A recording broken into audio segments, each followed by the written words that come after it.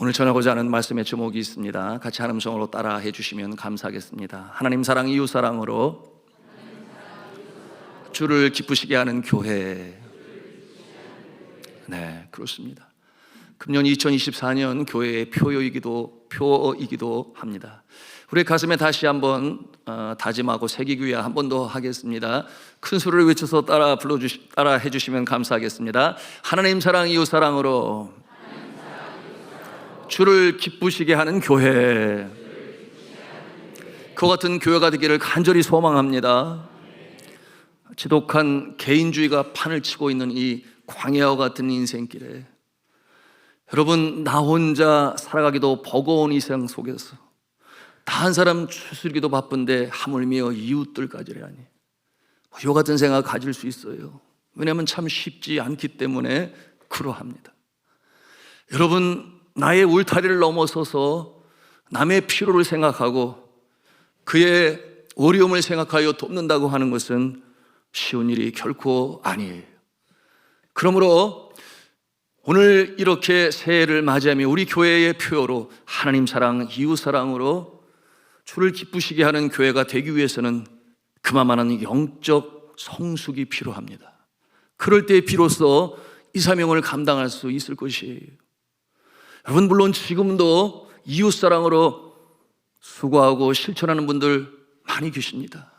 그러나 그럼에도 불구하고 하나님의 말씀에 입각하여 하나님의 말씀에 순종하여 한 마음으로 모두가 이처럼 하나님 사랑, 이웃 사랑을 실천하고 있는가 하면 그러지를 못해요.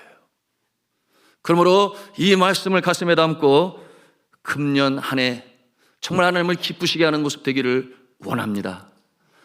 여러분, 우리가 지난 연말까지 하나님께서 우리에게 허락하신 10가지 계명, 10계명을 계명별로 쭉 묵상해 왔어요.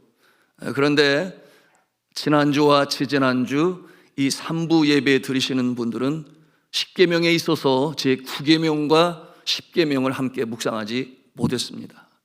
여러분들 교회 홈페이지를 통해서 보고 들으시든지 또는 구역장님들에게 다 보내드렸는데요, 다운로드 받으셔서 꼭 보시고 또한 은혜를 받으시고 다음 주로부터 이어지는 신명기 강해 계속 이어가시기를 바랍니다.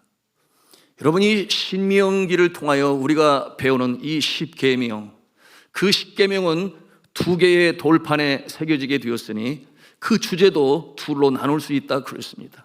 하나는 하나님 사랑이요, 또 하나는 이웃 사랑이라 그랬어요. 여러분, 이 하나님 사랑은 십자가를 통해서 우리가 함께 나누었으니 수직적인 사랑이다. 하나님과 나와의 관계. 그런가 하면은 이 이웃 사랑은 수평적인 관계이다. 그러므로 이 하나님 사랑, 이웃 사랑은 십계명의 가장 큰 주제예요. 우리 기독교 신앙의 또한 진수라고도 할 수 있는데, 그러나 분명히 말씀을 드렸습니다. 여러분, 이 하나님과의 나와의 관계에 이 수직적인 사랑이 올바로 이루어지게 되면 여러분, 이 수평적인 이웃 사랑은 저절로 이루어진다, 그렇게 말씀을 드렸어요. 이와 같은 말씀을 들을 때에 그러면 이웃 사랑을 하면 이 수직적인 하나님과의 관계도 잘 이루어집니까? 이와 같은 의문을 가질 수가 있어요. 여러분, 어떻게 생각하십니까?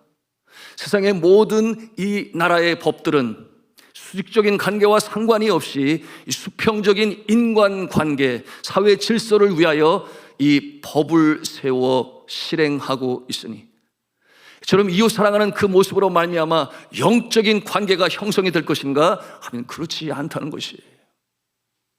여러분, 왜 그런가 하면 여러분, 이 인간관계가 온전히 이루어지기 위해서는 먼저 하나님과 나와의 영적 관계, 창조주 하나님이 우리의 심령 가운데 창조주가 되시고 또한 우리의 구원주 되신 예수님께서 우리의 심령 가운데 계실 때에 비로소 아름다운 질서와 샬롬의 상태가 이루어지는 줄로 믿으시기를 바랍니다. 어느 한 날이었습니다. 예수 그리스도께서 말씀을 전하시는데 한 무리가 그 앞에 나오게 되었으니 그들은 바리새인들이었어요. 그 등에 한 율법사가 나와서 예수님께 질문합니다. 그 질문이 무엇인가 하면 오늘 마태복음 22장 36절에 있는 말씀인데요, 우리 같이 읽도록 하겠습니다. 시작. 선생님, 율법 중에서 어느 계명이 크니까? 여러분, 크다라고 하는 이 성경 원어를 보면 메가라고 하는 단어를 사용해요. 우리가 많이 듣지 않아요? 메가박스, 메가와트, 메가폰 또는 메가처치. 여러분, 이 메가를 사용하는데 그 뜻이 무엇인가 하면 위대한, 크나큰, 장엄한 또는 무거운 그런 뜻을 가지고 있습니다. 그러므로 크고 위대한 계명이 무엇입니까? 이렇게 질문을 한 것이에요.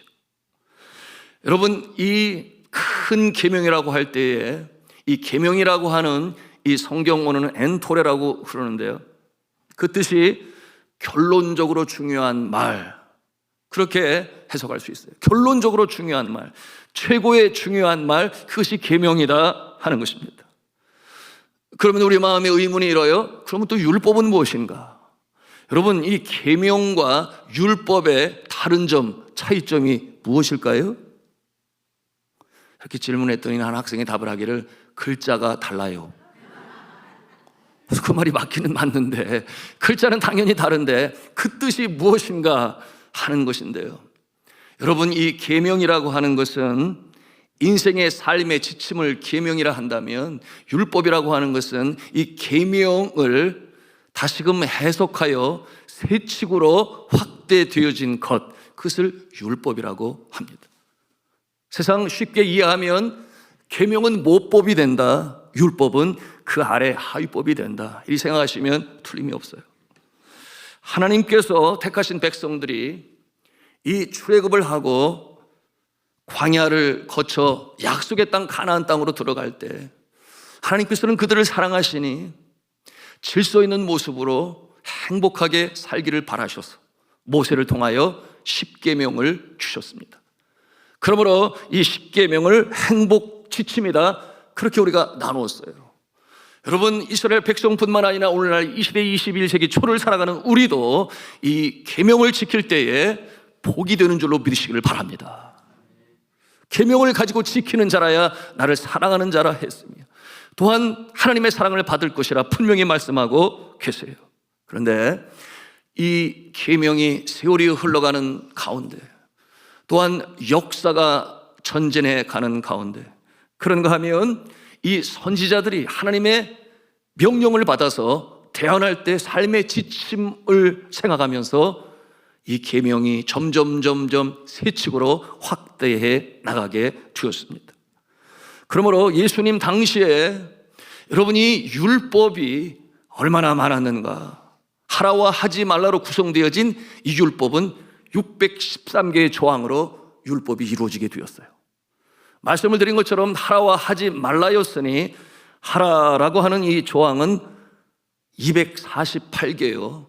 하지 말아라 하는 조항은 1년 365일, 365개의 조항으로 이루어지게 되었습니다. 여러분, 말씀을 드린 것처럼 이 율법은 이 땅에 살아가는 동안에 우리의 사회도 그렇고 우리의 심령도 마찬가지고 최고의 복의 상태, 이 모습을 가리켜 히브리어로 샬롬이라고 그래요. 샬롬의 상태를 이루려 하는 일에 아주 중요한 역할을 감당했습니다. 그런데 어떠한 이 율법은 모법인 이 십계명, 그 정신이 무엇이겠습니까? 하나님 사랑, 이웃 사랑이에요. 이 사랑을 실천하는 것이 이 계명의 궁극적인 목표인데, 율법으로 만들다 보니 어떠한 율법은 너무나 멀리 나갔어요. 그래서 그 정신마저 잊어버린 그와 같은 율법이 되고 말았습니다. 예를 들어서 우리 십계명 중에 네 번째 계명이 무엇입니까? 안식일을 기억하여 거룩하게 지키라. 안식일을 기억하여 거룩하게 지키라. 또한 이 말씀에 근거하여 이 시행 규칙도 하나님께서 모세를 통해서 주셨어요. 어떻게 안식일을 지키는 것인가? 그것이 출애굽기 20장 12절에 나타난 말씀인데 우리 같이 읽도록 하겠습니다. 시작.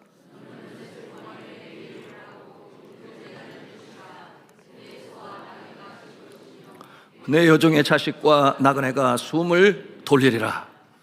이 계명을 율법사들은 확대하게 되었고 세칙으로 만들게 되었으니 안식일에 하지 말아야 할 조항을 39개나 만들었어요. 그 39개의 조항을 이 시간 제가 다 말씀을 드릴 수는 없지만 몇 가지를 소개하자면 가령 이러한 것입니다. 첫째로 바느질을 하지 말아라. 둘째는 밭 가는 일을 하지 말아라. 셋째는 농작물을 거둬들이는 추수도 하지 말아라. 그 모든 내용들이 쉬라라고 하는, 노동하지 말라라고 하는 근거하여 만들어진 것인데요. 여덟 번째는 곡식을 가는 일, 열 번째는 반죽하는 일, 11번째는 빵을 굽는 일, 그리고 12번째는 양털 깎는 일, 21번째는 무언가를 묶는 일, 22번째는 무언가를 푸르는 일. 이와 같은 것이 다 노동과 연관이 되겠죠.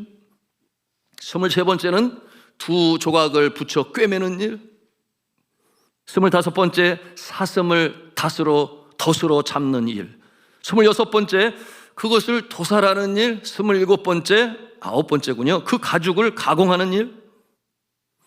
이런 안식일의 법도 있어요. 하지 말아라 하는 것 중에 두 글자를 쓰는 일.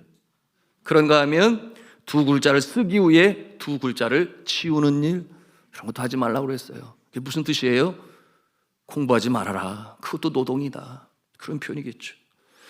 34번째 건물을 짓는 일, 36번째 불을 끄는 일, 37번째 불을 켜는 일.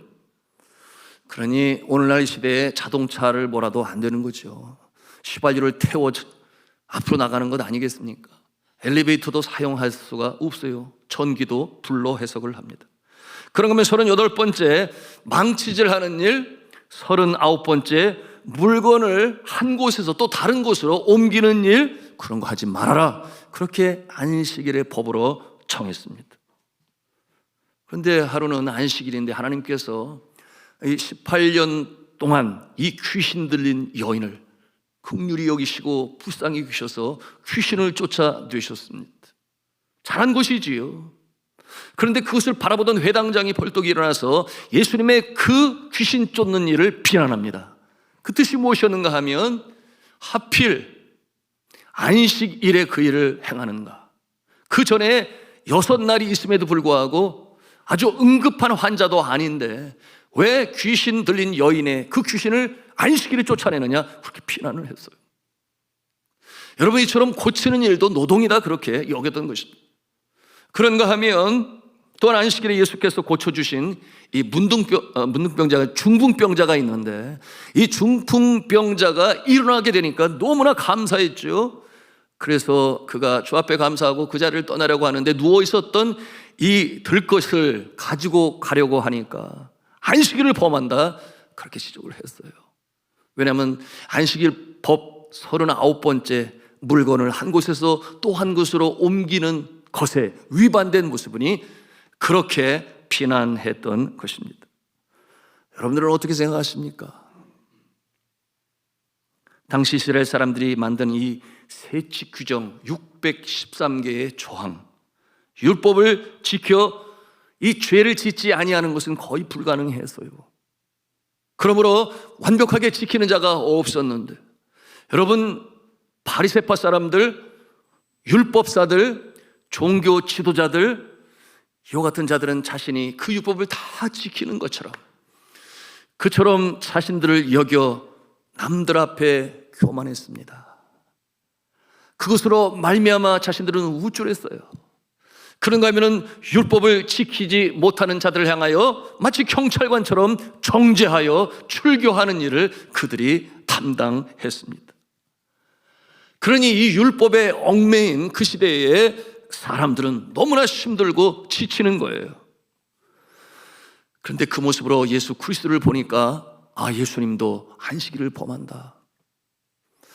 이 젊은 예수, 청년 예수, 많은 사람들이 그의 가르치는 권세에 놀라고, 또한 병자들을 고치고 자연까지도 취하시는, 죽은 자까지도 살리시는 그 능력을 보면서 추종하며 따르게 되었는데 정작 그 모습은 자신들과 다르다고 여기게 되니 이제 시험하여 라고 오늘 본문 말씀하고 있어요. 정말 하나님을 경외하는가? 그렇게 알기 위하여 질문을 한 것이 선생이시여 율법 중에서 어느 계명이 크니까 이렇게 질문을 해요. 이때 답을 잘 해야 되는데요, 예수 그리스도께서 그들의 속마음을 보십니다. 그들이 어떠한 마음으로 질문하는지를 아세요. 그러므로 주시는 이 답이 오늘 우리 본문 함께 읽은 내용입니다. 마태복음 22장 37절에서 40절 말씀입니다. 우리 다시 한번 천천히 읽도록 하겠습니다. 시작. 네 마음을 다하고 목숨을 다하고 뜻을 다하여 주 너희 하나님을 사랑하라 하셨으니 이것이 크고 첫째 되는 계명이요 둘째도 그와 같으니 네 이웃을 내 자신같이 사랑하라 하셨으니 이 두 계명이 온 율법과 선지자의 강령이라. 아멘. 이것이 온 율법과 선지자의 강령이니라 그랬는데, 강령이라는 말을 또 굉장히 고어라 모르시는 분들이 있는데요, 이 강령이라는 말은 강조하여 지키게 하는 명령 또는 강조하는 교훈, 이렇게 해석할 수 있겠습니다. 여러분, 이 강조된 가르침 강령이라고 그랬는데 오늘의 말씀 여러분 이해가 되십니까? 네. 아이고 목사님 오늘따라 왜 이렇게 말씀이 어려운 것 같아요, 머리에 쥐가 나는 것 같아요, 아마 이렇게 생각하는 분이 계실지 모르겠어요.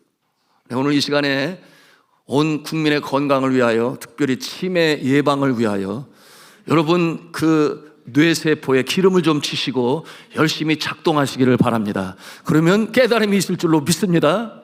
네. 자, 예수님이 오늘의 이 말씀을 통해서 이 십계명의 기본 정신, 즉 하나님 사랑, 이웃 사랑에 대해서 확실히 설명하고 계시는데요, 여러분, 하나님 사랑이 이웃 사랑과 어떻게 연관을 갖고 있으며 또 이웃 사랑과 이 하나님 사랑은 어떻게 실천할 수 있으며 행동할 수 있을지에 대해서 예수 그리스도께서 정확하게 그 계명과 율법의 정신으로 오늘 가르쳐 말씀하시는 것입니다. 그런데 앞서 말씀을 드렸어요. 우선순위가 있다. 첫째 되는 계명이 있고 둘째도 이와 같으니라고 말하고 있는데, 그러면 둘째가 앞으로 오면 되는 거 아닌가? 아니에요. 여러분, 첫째 되는 계명은 말씀드린 것처럼 하나님과 우리의 사이의 관계가 우선순위의 으뜸인 줄로 믿으시길 바랍니다. 그럴 때에 비로소 우리 인간 사회에도 샬롬의 이 아름다운 모습을 이룰 수가 있는 것이에요. 여러분, 하나님과의 이 관계가 똑바로 서 있을 때에 비로소 인간관계가 이루어질 수 있다. 그런데 이 휴머니즘이라고 하는 인본주의에 입각한 많은 이 가르침들의 내용들은 오늘날 유치원부터 시작해서 대학까지 마찬가지예요. 이 인본주의에 입각하여 사랑을 강조하고 전쟁을 하지 말아야 하고 유엔기관이 세워지고 구호단체가 세워져서 많은 일들을 해요. 그럼에도 불구하고 하나님의 사랑이 없는 그 심정으로 행하는 이웃사랑은 언제고 공허한 것입니다. 언제고 불안한 것이에요. 언제 그것이 끊어질지를 몰라요. 왜 그렇겠습니까? 여러분, 우리 인생은 죄 가운데 태어납니다. 죄성을 가지고 행하는 모든 일들 가운데는 모든 것이 완전하지를 못해요. 그러므로 우리가 하나님의 사랑, 하나님이 창조주가 되셔서 예수 그리스도께서 구세주가 되셔서 우리의 심령 가운데 믿음으로 받아들일 때에 성령께서 역사하시니, 성령을 통하여 실천되어지는 이 사랑은 하나님의 영광이 나타나고 우리의 심령에는 감사와 기쁨이 있으며 도울 때마다 우리의 영혼이 살아나는 줄로 믿으시길 바랍니다. 이것이 사랑의 신비요, 하나님 사랑, 이웃 사랑으로 이루어지는 복음으로 살아가는 인생의 모습인 것입니다. 우리가 이것을 잘 알아야 합니다. 이 생명을 살리고 영혼을 구하는 이 이웃 사랑은 하나님의 사랑에 충만하여 전할 때 비로소 가능한 것이니, 여러분, 이와 같은 자세로 하나님 사랑, 이웃 사랑 이루어가시기를 저는 주님의 이름으로 축복합니다. 그렇다면 우리가 어떻게 이웃 사랑을 실천할 수 있을까요?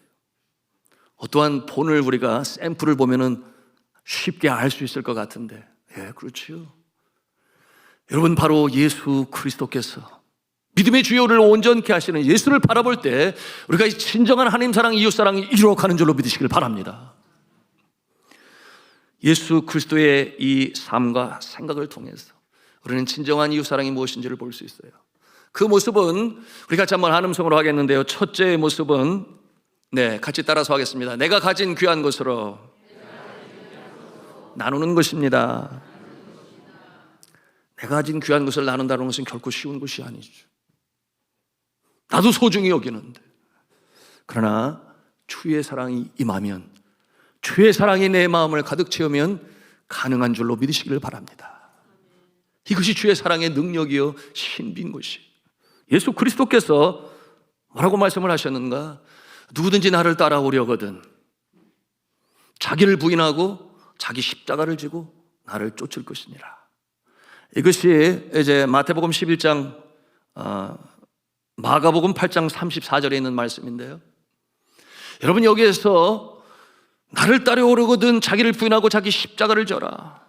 여러분, 이 십자가는 무거운 것이요 무서운 것이요, 우리가 그렇게 연상할 수 있습니다. 여러분, 내가 예수 그리스도의 사랑으로 증거할 때에, 여러분 예수 그리스도의 제자로서 그 모습을 따라갈 때에 십자가를 져라. 이와 같은 말씀을 들을 때 아이고, 이웃사랑은 너무 힘든 거야, 이렇게 생각할지 모르겠어요. 그런데 예수 그리스도께서는 이 무거운 짐을 진 자들에게 또 뭐라고 말씀을 하시는가? 우리가 아시는 대로 마태복음 11장 28절에 있는 말씀인데, 우리 같이 읽도록 하겠습니다. 시작. 수고하고 무거운 짐진 자들아 다 내게로 오라. 내가 너희를 쉬게 하리라. 아멘. 그런데 이 무거운 짐을 가지고 사랑을 실천하는 자를 우리 주님께서는 쉬게 하시겠다, 이렇게 말씀하십니다. 어떻게 쉬게 하시겠다는 것이에요? 이어지는 말씀을 통해서 우리가 발견합니다. 네, 마태복음 11장 29절 같이 읽습니다. 시작. 나는 마음이 온유하고 겸손하니 나의 멍에를 메고 내게 배우라. 그리하면 너희 마음이 쉼을 얻으리니. 아멘. 이 말씀을 통해서 우리가 깨닫는 것이 무엇이에요? 예수님도 멍에를 메셨네. 예수님도 짐을 지셨네. 그 짐이 얼마나 무거울까, 우리가 이와 같은 생각을 할 수 있어요. 그런데 예수님께서는 뭐라고 말씀을 하시는가? 나의 멍에를 메고 내게 배우라. 그러면 너희 마음이 쉼을 얻게 된다. 이렇게 말씀하시니 참으로 신비한 말씀이 아닐 수가 없어요. 여러분, 예수 그리스도의 십자가, 나에게는 멍에. 그런데 그 십자가와 멍에, 어떠한 멍에요, 어떠한 십자가입니까? 주의 사랑을 실천하는 데 있어서 너무나 무겁게 여겨지고 힘든 그것에 대해 예수 그리스도께서 이 마태복음 11장 이제 30절에 말씀을 하세요. 같이 읽겠습니다. 시작. 이는 내 멍에는 쉽고 내 짐은 가벼움이라 하시니라. 아멘이에요. 무엇을 보여주는 것입니까? 예수 그리스도께서 지셨던 그 십자가, 또한 지셨던 멍에.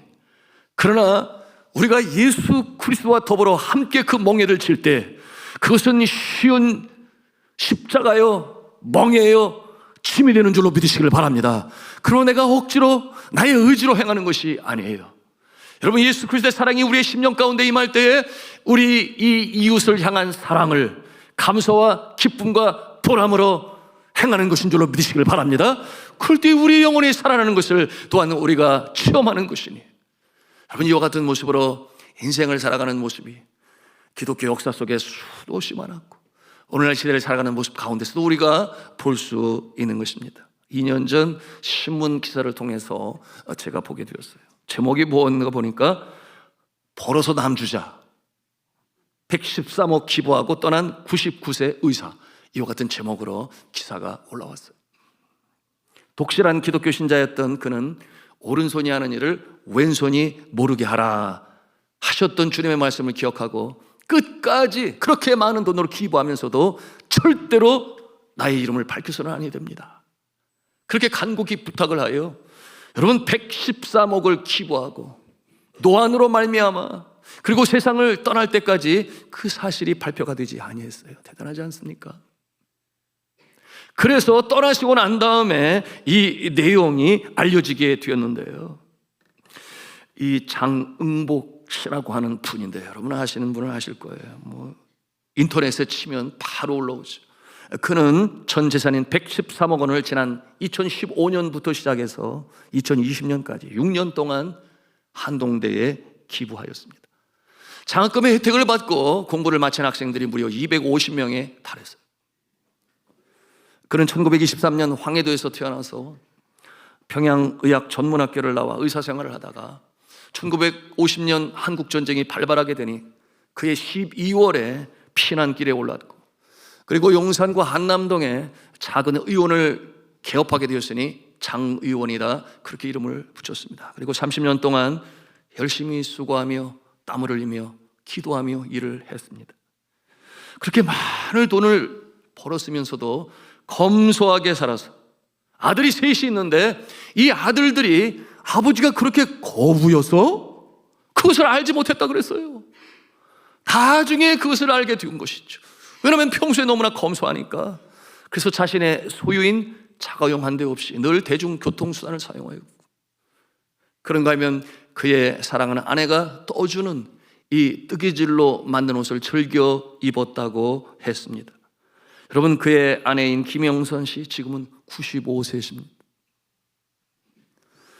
그렇게 해서 조그만 재산은 미래의 다음 세대에 돕는 일로 사용하겠다 하여 2015년에 35억 7천만 원을 기부하고, 그리고 2020년까지 매년 1억에서 50억 원가량을 한동대에 기부했어요.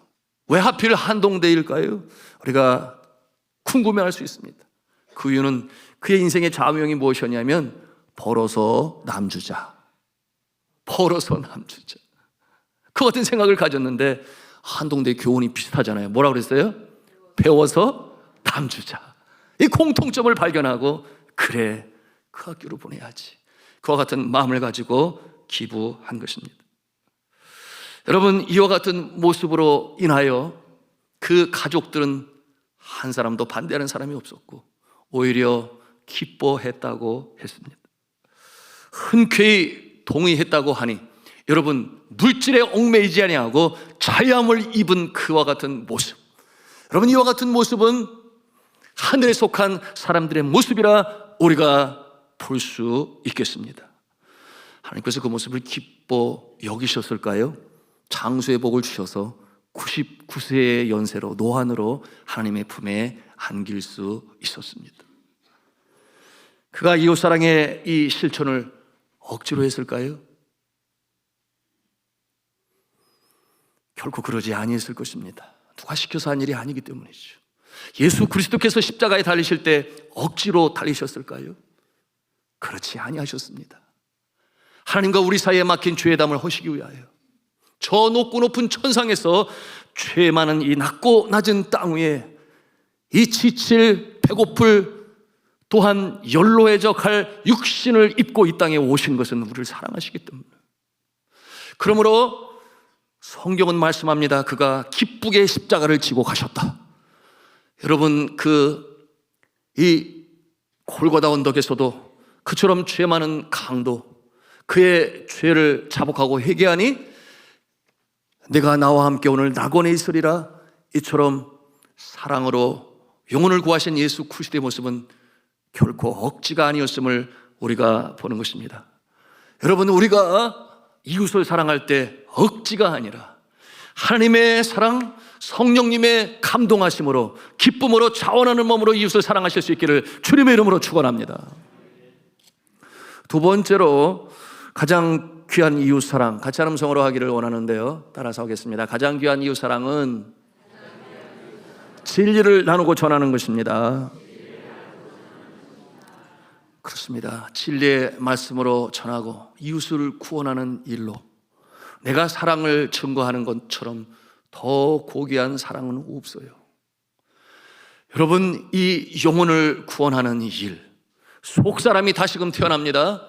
생명을 얻어요. 뿐만 아니죠, 약속의 말씀처럼 생명을 얻게 하시되 더욱더 풍성히 얻게 하시는 삶을 살게 하는 것이니, 예수를 믿어 이 땅 가운데 그 10년 가운데 샬롬을 이루고 세상이 주지도 알지도 못하는 평강이 그 마음에 가득하며, 또한 이 땅의 형통함의 복일 뿐만 아니라 저 하늘나라의 영생 복락을 누리게 되는 것이니 세상에 이보다 더 큰 복이 어디 있겠어요. 그러므로 예수 그리스도께서는 하나님 사랑, 이웃 사랑으로 보이실 때에 그가 행한 일 세 가지로 우리가 성격 지을 수 있는데, 첫째는 티칭이라고 그랬습니다. 전국 시민으로 어떻게 살아가야 할 것인가, 그 내용으로 가르치셨다. 그런 거면 두 번째는 프리칭이라고 그랬어요. 천국 진리의 복음으로 가르치시고 전하셨다. 그리고 세 번째는 힐링이라고 부르십니다. 심령의, 영혼의, 또한 육신의 질고로 인하여 평안이 없는 그들을 고치시는 일로 예수 그리스도께서 그의 인생을 들이셨던 것입니다. 여러분, 이처럼 예수 그리스도께서 사랑으로 행하셨습니다. 그런데 이처럼 복음을 증거하고 사랑으로 전할 때에 여러분, 믿지 아니하는 사람들은 그런 생각을 해요. 하나님은 사랑이시니까 때로는 법망을 피해서 자신의 유익을 구하고 많은 사람들에게 해악을 끼치면서도 그들이 갖는 생각이 어리석은 생각이에요. 무슨 생각입니까? 그래도 하나님은 사랑이니까 나를 용서하실 거야, 뭐 그와 같은 아니란 생각을 해요. 정말 그렇습니까? 여러분, 진리를 알지니 진리가 너희를 자유케 하리라 말씀하시는데 그들은 진리를 알지 못해요. 여러분이 사랑을 그 어느 장보다 잘 설명한 사랑의 장이라고 하는 것이 고린도전서 13장이에요. 그래서 사랑의 장이라고 부르는데, 이 사랑의 장의 13장 6절의 말씀에 뭐라고 말씀하고 있는가? 우리 같이 한 음성으로 읽겠습니다. 시작. 사랑은 불의를 기뻐하지 아니하며 진리와 함께 기뻐하고. 아멘. 여러분, 이 진정한 이웃사랑은 불의로 행하는 그와 같은 사랑이 아닙니다. 여러분, 진리로 우리가 전하는 예수 그리스도의 사랑은 공의 가운데 전하는 사랑인 것이니, 여러분, 그 모습으로 인하여 이 병든 세상이 치유함을 받아요. 그런가하나 악한 세상의 풍조가 개혁이 되어집니다. 여러분, 그러므로 진리의 말씀으로 전하여 어찌하든지 영혼이 구원받아 주님 앞에 돌아오고 이 사회가 변혁되어지고 치료하는 일에 귀하게 쓰임받으시는 진리의 말씀으로 전하는 이웃사랑을 실천하시는 저 여러분 되시기를 주님의 이름으로 축원합니다. 그런가 하면 세 번째로 우리 같이 한번 한 음성으로 하겠습니다. 진정한 이웃사랑은 때로 헌신하며 나누는 것입니다. 우리가 이와 같은 모습을 예수 그리스도의 본을 통해서 깨닫는 것이니 바로 십자가의 사랑이 그와 같은 모습이죠. 예수님의 그 고통과 고난과 그 아픔, 양손과 발의 대못으로 바뀌시고, 그러나 결코 이 예수 그리스도의 인생 사랑을 멈추지 아니하셨으니 그 자신을 십자가에 못 막는 자들을 향하여 뭐라고 그랬어요? 그들이 하는 그 일을 알지 못합니다. 그들을 위하여 기도하고 말씀드린 것처럼 옆에 있는 강도가 회개하니 오늘 내가 나와 함께 낙원에 있으리라. 여러분, 이와 같은 모습은 헌신을 통하여, 글자 그대로 몸을 바치는 이 헌신을 통하여 그 사랑을 나타낸 것입니다. 여러분, 주께서 요구하실 때 우리는 헌신하며 사랑을 나눌 수 있는 것입니까? 여러분, 이와 같은 모습은 분명 하늘에 속한 하나님의 사랑이 그 심령 가운데 있는 구원받은 자의 모습이 틀림이 없어요. 이와 같은 모습은 오늘날 선교사의 모습을 통해서도 사랑하는 가족을 떠납니다. 사랑하는 조국을 떠납니다. 여러분, 130여 년 전에 태평양을 건너온 선교사의 모습들이 마찬가지겠죠. 이 나라가 암울하던 그때에, 내일을 보지 못하던 그때에 자신의 민족보다 이 대한민국 민족을 더 사랑한 그 모습을 통해서도 우리가 볼 수 있는데요. 여러분, 학창시절에 혹시 그런 찬송 부르셨습니까? 혹시 들어보셨습니까? 주여 나를 평화의 도구로 써주소서. 성 프랜시스라고 하는 수도사가 기도시로 적은 것을 곡을 붙여서 그렇게 노래로 만들었습니다. 여러분, 그 가사는 이렇습니다. 주여 나를 평화의 도구로 써주소서. 미움이 있는 곳에 사랑을, 상처가 있는 곳에 용서를, 분열이 있는 곳에 일치를, 의욕이 있는 곳에 믿음을 심게 하소서. 여러분, 이 기도시가 그처럼 많은 사람들에게 애송이 되어지고 애창이 되어지는 것은 물론 그 한 소절 소절이 너무나 감동적이고 아름답고 주님의 성품을 보는 듯한 내용 때문이겠죠. 그러나 그보다 더 감동이 되는 것은 이 성 프랜시스는 그 기도문처럼 그렇게 인생을 살았습니다. 그러므로 주님의 성품대로 살아간 그 프랜시스는 그 가사 속에 그의 삶이 고스란히 배어 나오기 때문입니다. 그는 예수 그리스도의 삶을 따르는 제자의 삶을 살았어요. 자기를 버리고 죽음으로 영생을 얻는 이 사랑의 진리를 터득했던 자였습니다. 주여 나를 평화의 도구로 써주소서 고백했던 이 성 프란시스의 이 기도 시의 연고가 있는데요. 어느 추운 겨울날이었습니다. 그가 이제 잠자리에 들려고 하는데 누군가가 노크를 했어요. 그래서 문을 열고 보니까 웬 한 나그네가 서 있는데 악취가 나요. 그래서 보니까 나병 환자였어요. 그런데 밖에서 추위에 털덜 떨고 있으니 긍휼히 여기는 마음으로 문을 열고 들어오라고 그랬어요. 그래서 들어오게 되었는데 그 모습이 너무나 초췌하고 또한 나병 환자니 냄새가 진동을 하는데 그가 간청을 합니다. 먹을 것 좀 있으면 좀 주세요. 제가 사흘 동안 먹지를 못했습니다. 그 말을 들을 때 그의 마음에 긍휼함이 일었어요. 그러므로 내일 자신이 먹어야 할 이 빵과 우유를 꺼내서 그에게 주었습니다. 그리고 그가 다 먹었어요. 먹었으면 떠나야죠. 떠나지를 않는 거예요. 그러면서 밖은 추운데 갈 곳이 없으니 저를 하룻밤만 이곳에 지어주시면 고맙겠습니다. 그렇게 말을 하는데 침대는 하나밖에 없어서 그래도 주님이 생각이 나서 그를 자신의 침대 위에 눕게 하고 잠들게 하고 자신은 바닥에 누워서 그 추운 겨울밤을 자게 되는데 한밤중에 자신을 깨우는 거예요. 그 나병 환자가. 그래서 왜 그런가 보니까 내가 너무나 추운데 주인의 따뜻한 체온으로 나를 녹여주세요. 그렇게 부탁을 하는 거예요. 그 말을 들은 이 프란시스의 마음에 주님의 모습이 생각이 나면서 마음에 한편 거리낌도 있었지만 그러나 주님이 생각이 나서 자신의 옷을 벗고 그리고 침대에 올라가서 이 나병 환자를 끌어안았습니다.